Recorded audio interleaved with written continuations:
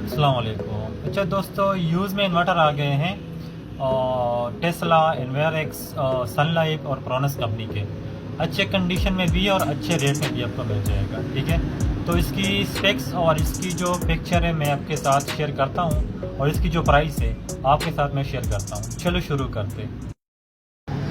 अच्छा दोस्तों, ये टेस्ला कंपनी का इन्वर्टर है। 5 के वी एक और 3000 PV सपोर्टेड है। सील पैक है, जीन कंडीशन में। ये मिलेगा आपको 55,000 का। ये रिपेयर है, वो भी सेम स्पेक्स में है। ये आपको मिलेगा 45,000 का। ठीक है, ये भी टेस्ला कंपनी का है।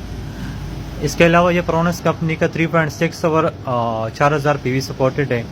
बहुत अच्छे कंडीशन में है। ये आपको मिलेगा फाइनल 65,000 का। इसके अलावा ये इन्वेरिक्स 5.2 किलोवाट का इन्वर्टर है। सील पैक के जेन्युइन कंडीशन में।